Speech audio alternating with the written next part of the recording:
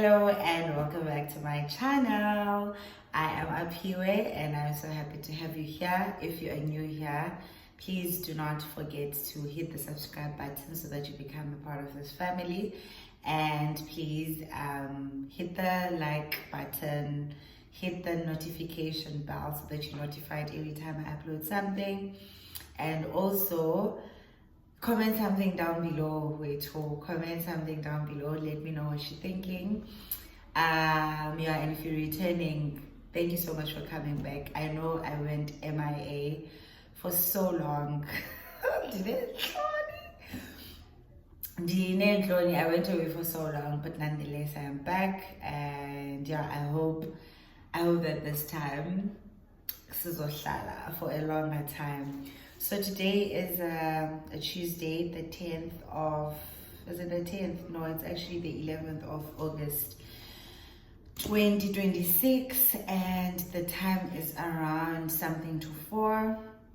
It's the end of my work day, and I just thought before I leave the office today, let me just come on here and share what's been in my heart, so it won't be anything, won't be a lot, I hope, but I am a yaba, so it might be more than what I think it's going to be. I'm just going to share a few thoughts with you guys and just maybe a word of encouragement, and then I'm gonna love and leave you, right? And then we'll see each other on the next video. So I have been reading, shout out to my friend, my bestie, shout out to B for getting me the study Bible. Guys, I just have to rave about it. How stunning. Oh, look at that. So it has a gold embroidery on it, and I absolutely love it. So my friend got me this, which has been such a blessing. And if you know anything about me, you will have known that the most natural book to start on this new Bible is Nehemiah. I love Nehemiah so much, guys. I love Nehemiah. Oh, what a star, what a man, right? So Nehemiah in chapter 2, verse 2. This is the verse that stood out to me the most. Nehemiah chapter 2, verse 2, Uti. And the king said to me, why is your face sad, seeing you are not sick? This is nothing but sadness of the heart. And then the last part of verse 2 says, then I was very much afraid. Then I was very much afraid. And then verse 3 says, I said to the king, let the king live forever. Why should not my face be sad when the city, the place of my father's graves, lies in ruins and its gates have been destroyed by fire? So what stuck out to me, and I even highlighted this part. I even highlighted this part that says, then I was very much afraid. And I know that we hear a lot of this phrase that says, do it afraid, and I am someone that is finding so much conviction to just compare everything that blesses me, especially in the neuroscience space. I try and find biblical basis for it so that I'm more able to run with it, knowing that God said it before, science said it. God said it, and sort of like science then just confirms what the Lord has been saying from the get-go, from the beginning, And this was a clear example of do it afraid, because here Nehemiah shares, he discloses that he was very much afraid. But I was blessed by verse 3 that immediately said, I said to the king. So even though he was very much afraid, even though he was not necessarily bold or courageous or audacious enough for this next verse, but he gathers up the courage, he gathers up the strength, and he says something to the king. He communicates what he needs from the king. And so this is a very clear example of doing it afraid. And I think a lot, I was attending an event here at work last week, Tuesday, exactly a week ago, and it was an oratory contest. And so most of our learners were just giving out speeches that they had prepared, and one of them was speaking about hesitation, and then she was speaking about the dilemma or the unfortunate part of almost that a lot of people go to the grave with, like almost being great, almost making it, almost, and then she said, whenever you are faced with the fear, whenever you are faced with fear, before starting something, faced with fear before attempting something, before doing something, uti, interrogate the fear, challenge the fear. And then she said transcend. I even wrote that down on my notes because I thought it was so good, right? And I think a lot of it, resonated with me a lot, because sometimes we think that we are brave until we have to start something, so we think we're brave until we actually have to do something that is out of our comfort zone, because there's so many things that may come naturally for us, but then there are things around those things that are not necessarily natural to us, and then we tend then to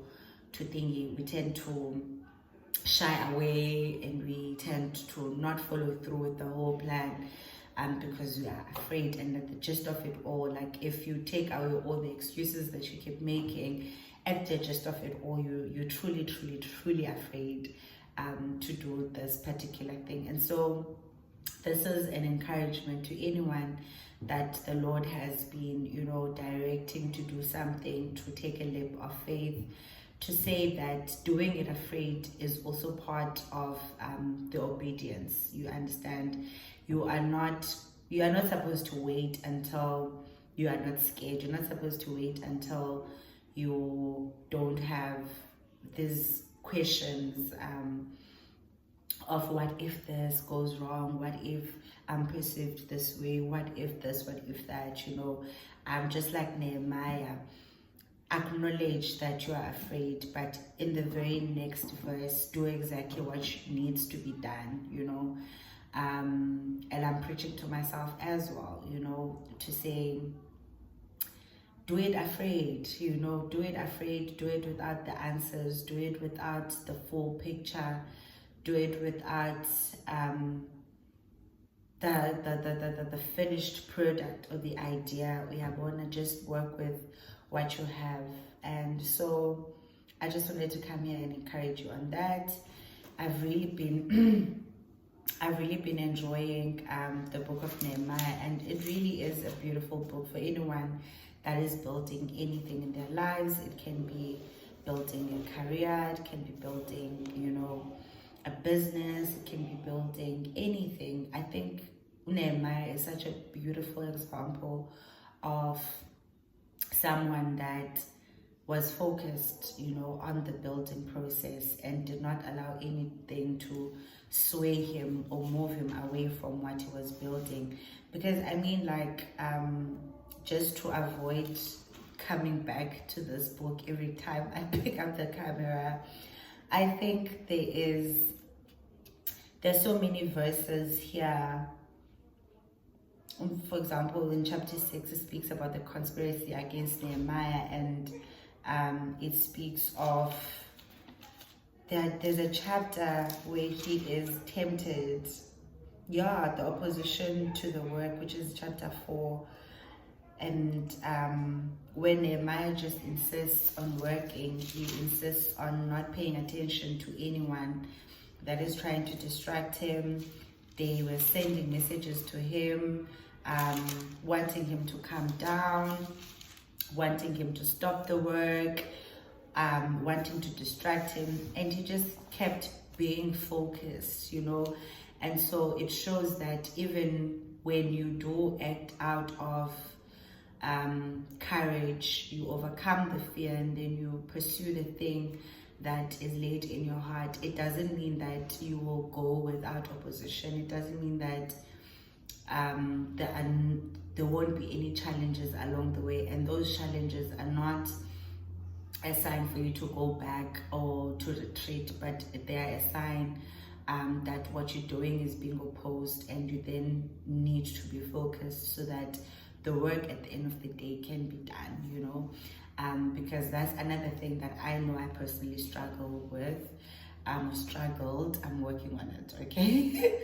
That thing of when, as soon as whatever plan you had doesn't go according to how you pictured it, you sort of like, okay, cool, it's not for me, it's not working, this is a sign that I must stop, it's a sign that it's not coming from the Lord. All these excuses that we make in order for us to feel good about ourselves, more often than not, they're not the sign that we think they are, but they just are moments that require us to press forward regardless of the opposition, pressing forward regardless of the resistance. And sometimes the resistance is not even external resistance, you know, because I think a lot of us like to think that we don't have enemies. Yeah, so whenever the enemy is opposing, we will always think of external things, but sometimes the enemy is your mind, your enemy is your heart, your enemy is your perspective,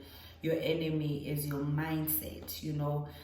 When on one hand you're very sure that this is what the Lord wants me to do, but then on the other hand your mind acts as an opposition to say, no, but we tried this before and it did not work. That's opposition, but you don't necessarily recognize it as opposition because it's coming from inside of you. It's not an external factor. Yeah, but like there may not be physical sanbalads that are coming and discouraging you, asking you to calm down, asking you to stop the work, but usanbalad might be, you know, your own brain, your own mind.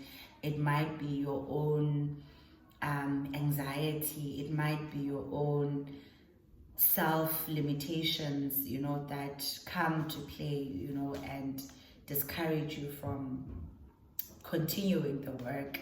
So it then needs you to be focused, it then needs you to do the hard work of being able to transcend even the internal resistance. Like you plan on waking up at 4 a.m. or at 5 a.m. You intend on, you know, exercising every week, a couple of times. You intend on, you know, putting in the work that you need to put in so that, you know, you expand your territory and all of that.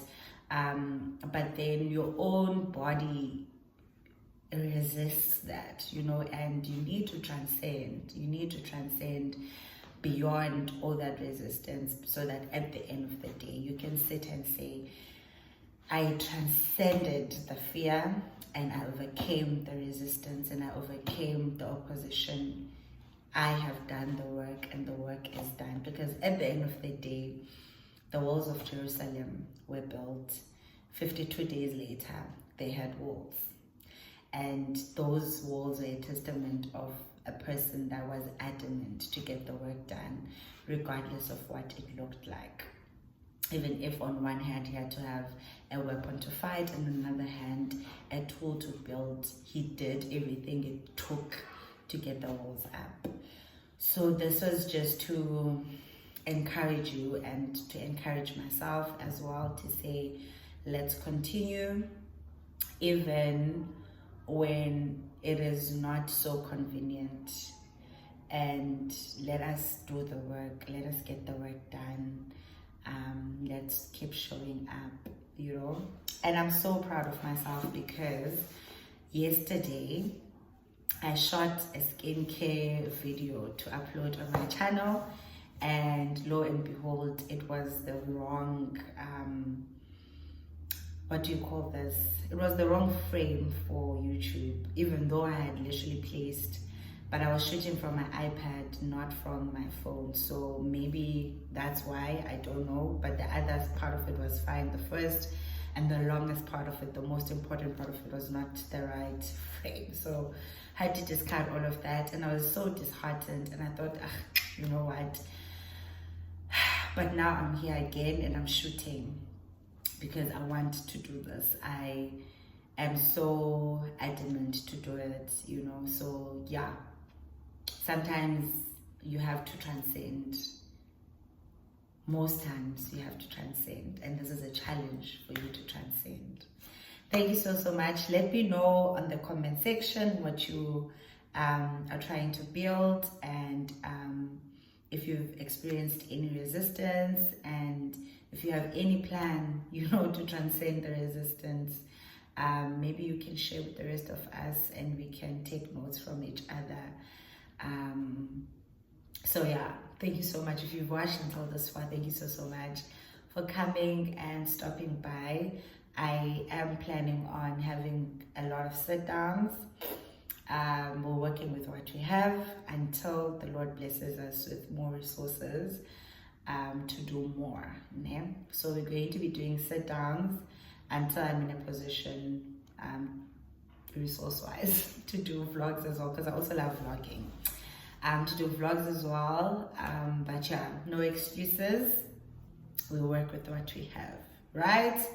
Thank you so much. Please don't forget to subscribe, like this video so that YouTube pushes it to other people as well, and please leave me a comment down below. Thank you so much for watching, and do have an amazing rest of the week.